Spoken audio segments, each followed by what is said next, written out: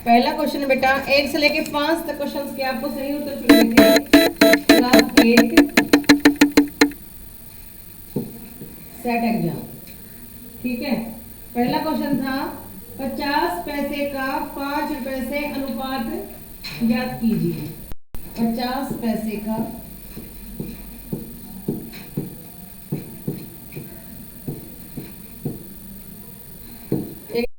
5 रुपए से आपको क्या करना है, अनुपात ज्ञात करना है।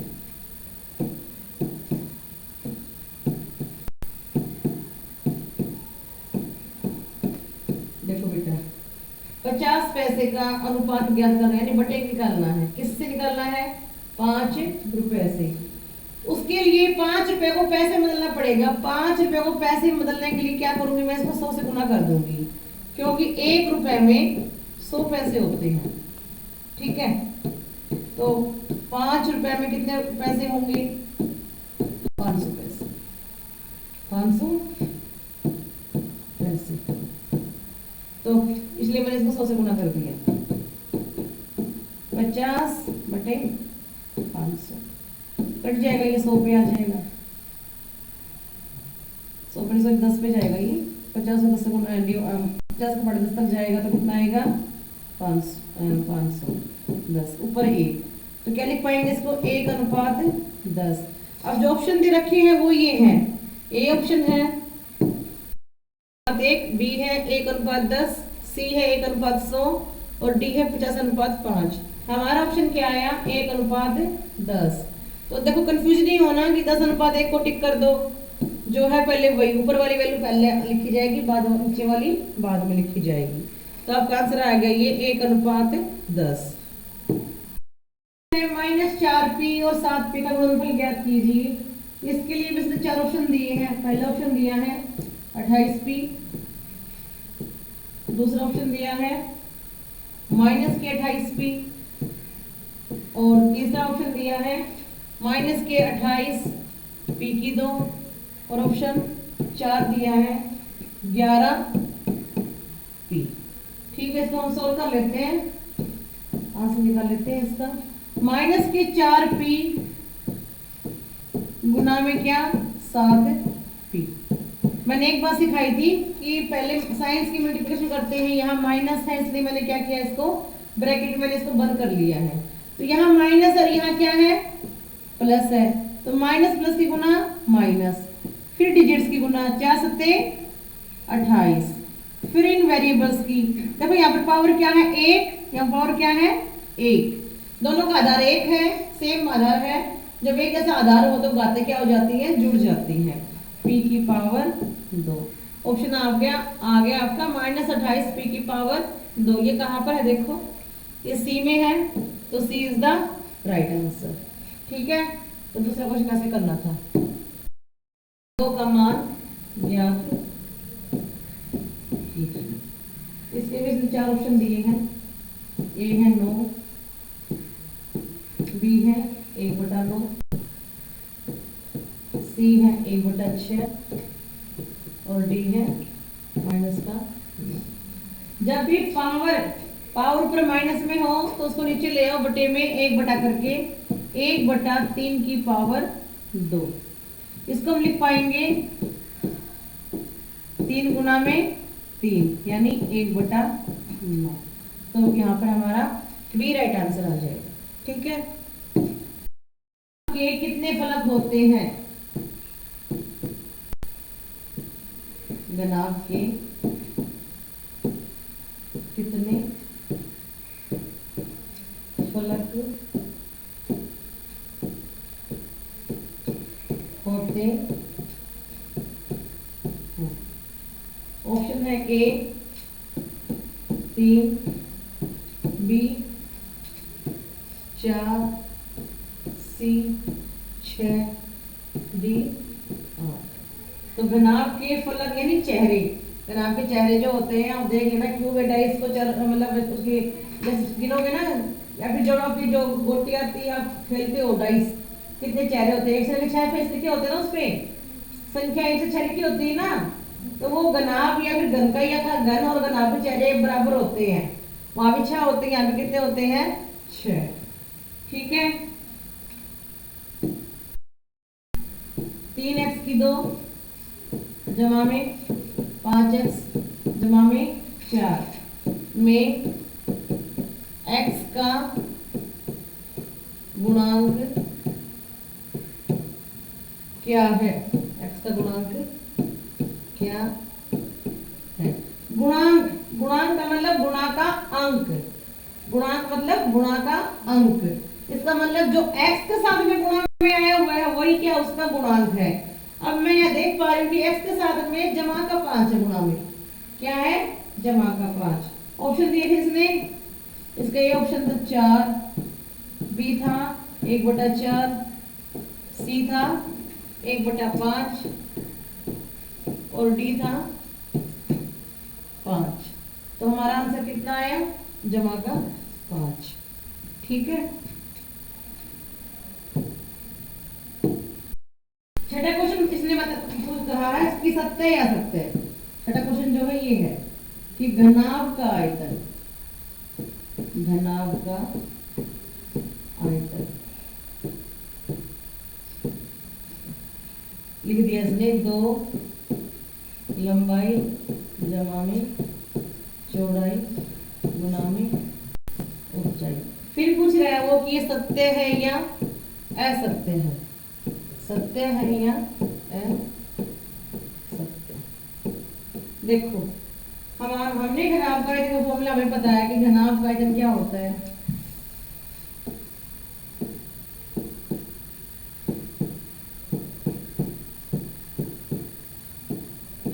वो होता है लंबाई गुणा में चौड़ाई गुना में ऊंचाई। तो ये नहीं होता ना, क्या सेम नहीं है ना?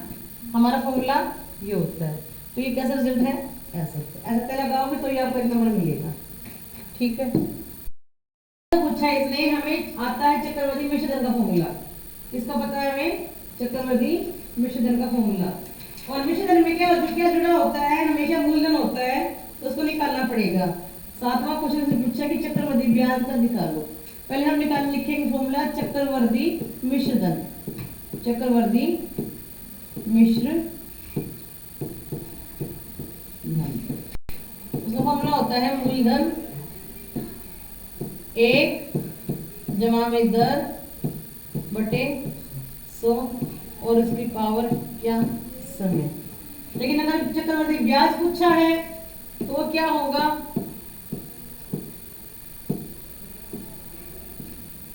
ब्याज अगर पूछा है तो मिश्रधन में से क्या जो आएगा ना यहाँ से जो ये वैल्यू आएगी मिश्रधन में से क्या निकाल देंगे हम? मूलधन निकाल देंगे। तो हमारा क्या बच जाएगा? चक्रवर्ती ब्याज बच जाएगा। ऐसे आपको लिखना होता है, निकालना भी ऐसे ही होता है। ठीक है बेटा। सोहन ने कुछ कपड़े 50% छूट पर खरीदे।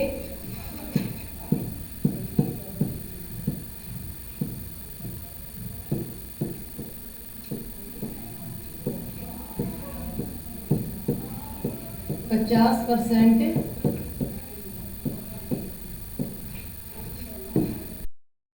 50% छूट पर खरीदे तथा मोहन ने कुछ कपड़े 30% प्लस 20% छूट पर खरीदे। क्या दोनों छूट बराबर हैं?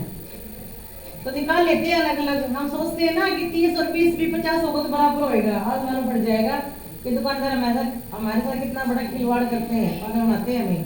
ठीक है, सोहन का निकालते हैं इधर, सोहन। ठीक है ना।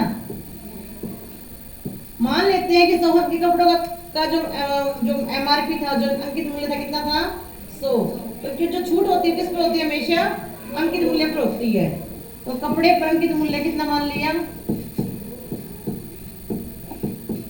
माना कपड़े पर अंकित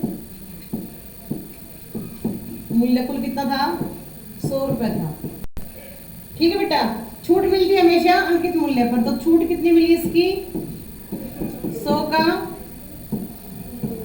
50% निकाल लो।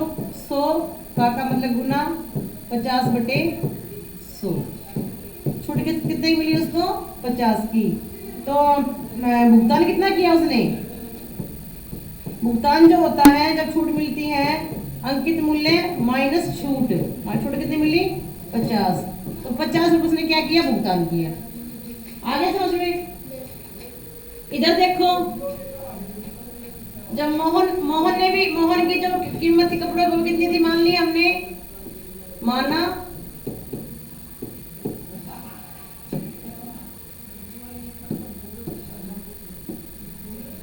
माना मोहन के कपड़े पर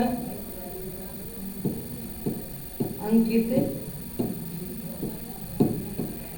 मूल्य कितना मान लिया 100। पहले इस पर कितनी छूट मिली इसको 30%, 30% छूट मिली, तो कितना छूट कितनी हुई 30% छूट मिली, छूट मिलने पर देखो 100 का 30%, 100 का 100 का मतलब गुणा 30/100, छूट कितनी मिली उसको 100 रुपए में 30 की मिली ना। भुगतान कितना, तो पहले उस पर कितना राशि बची, भुगतान राशि कितनी हुई, भुगतान राशि पहली छूट पे 100 - 30, ये हो गई 70, 70 लिख लेगा, दोबारा छूट निकालेगा इस पे 70 पर दोबारा क्या निकालेगा वो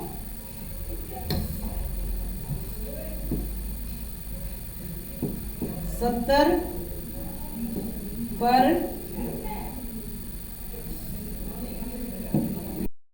हुआ 70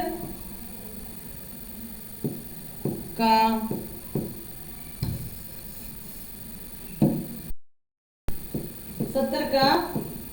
20%, 70 का 20% यानी 20/100, 20 पंजे 100, 70 को 5 से काट दो, 14 पंजे 70, 14 पे गया, तो 14 छूट यहाँ पे मिली, तो कुल भुगतान राशि कितनी बच जाएगी, कुल भुगतान राशि जब 70 आ चुकी थी, जब 30% छूट मिली, 70 कब आया था जब 100 पर हमें 30% की छूट मिली तो 70 आ गया था, अब 70 पे फिर 20% की और मिल गई, तो यानी 70 - 14 कितना आया 56। यहाँ पर तो हमें 56 रुपए देने पड़ रहे हैं सेकंड चांस में, और फर्स्ट चांस में हमें कितने देने पड़ रहे हैं 50 रुपए। कितने का लॉस हो रहा है 6 रुपए लॉस हो रहा है ना। तो किसने वो कह रहा है कि क्या दोनों छूट बराबर थी, नहीं थी ना, तो ऑप्शन क्या है इसका नहीं, तो 16 आप इसको ऐसे करोगे, ठीक है। वृत्त की परिधि 2πr होती है, बताओ वृत्त की परिधि 2πr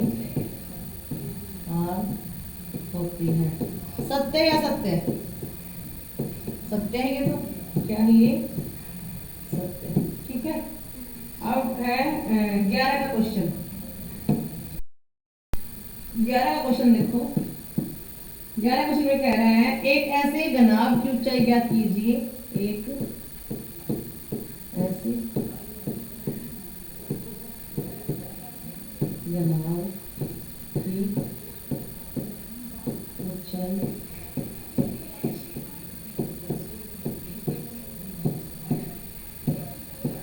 ज्ञात कीजिए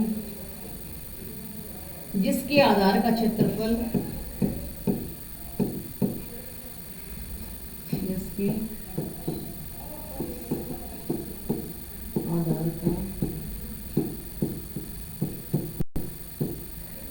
क्षेत्रफल क्या है 180 सेंटीमीटर स्क्वायर है, और जिसका आयतन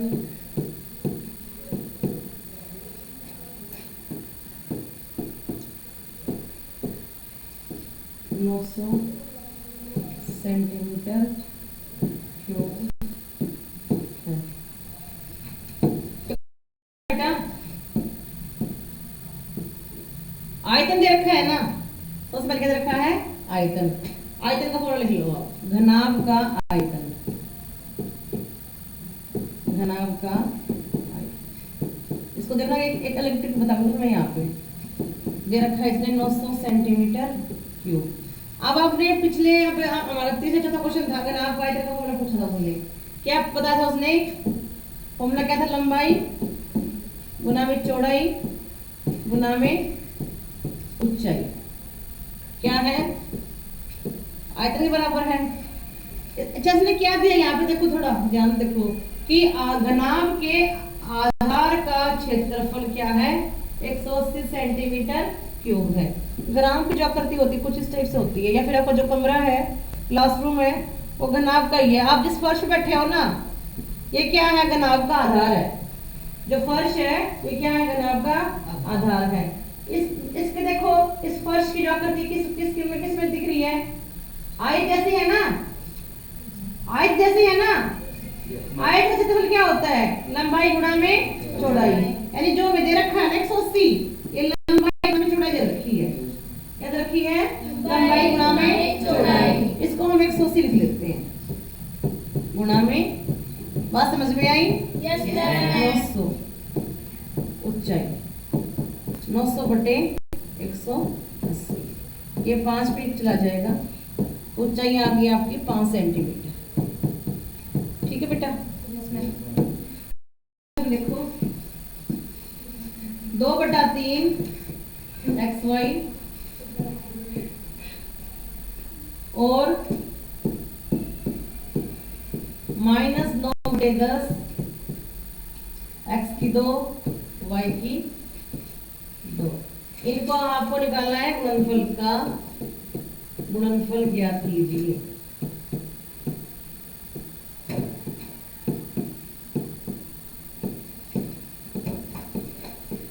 ठीक है, क्या करें? गुणा कर लेते हैं कि 2/3 XY गुणा में -9/10 x की 2 y की 2। ठीक है, देखो पहले तो प्लस, या इधर प्लस इधर माइनस है, पहले साइंस की गुणा करते हैं। तो ये बार कितना आ गया? माइनस। ठीक है, 2 नीम 18 और 3 दाया 30। अब देखो x की पावर 1 y की पावर 1, यहाँ x की पावर 1 है, यहाँ x की पावर 2, दोनों पावर क्या हो जाएंगी? जुड़ जाएंगी, x की पावर 3 आ जाएंगी। यहाँ y की पावर 1 है, यहाँ y की पावर 2 है, यहाँ भी क्या होगी? पावर से जुड़ गई। अच्छा यहाँ काट लेते हैं, 6 3 18 और 6 5 30। यह आ गया आपका -3/5 x की 3 y की 3। क्वेश्चन नंबर 13 देखो,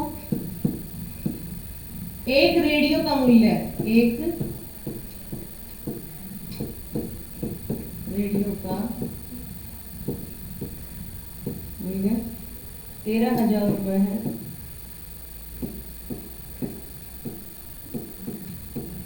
इस पर 5% की दर से कर वसूली की जाती है। कर मतलब टैक्स वसूली की जाती है। जब भी टैक्स की बात करें, टैक्स के अंदर जुड़ता है, और जब भी छूट की बात करें, छूट हमेशा क्या होती है? माइनस होती है। यदि रवि उसको खरीदता है, यदि रवि उसको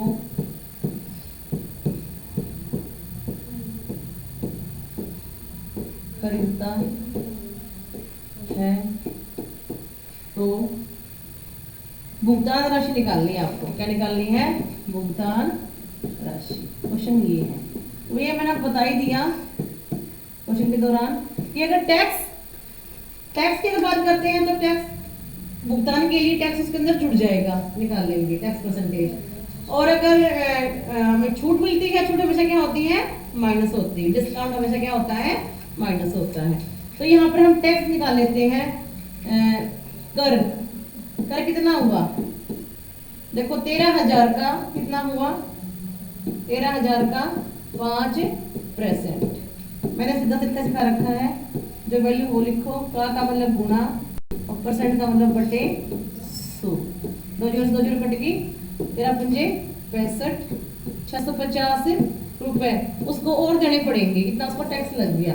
तो कुल भुगतान राशि हम लेने जाते हैं ना, कई बार कपड़ा गोल्ड लेने जाते हैं, को कहते हैं जीएसटी लगेगी, ये लगेगी, वो सारे टैक्स होते हैं, और वो उसका जो भी हमारा अमाउंट होता है उसे परसेंटेज लगा कर उसके अंदर और जोड़ देते हैं। तो कुल भुगतान कितना हो गया आपका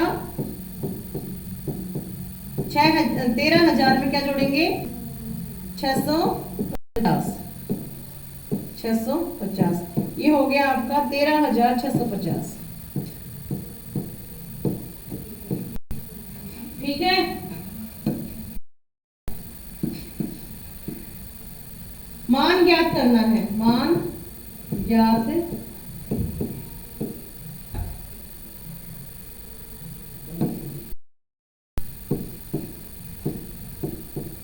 देखो फर्स्ट क्वेश्चन 2 की पावर 0 गुणा में 3 की पावर 0, सेकंड 3 की पावर 0 4 की पावर 1 5 की पावर 0।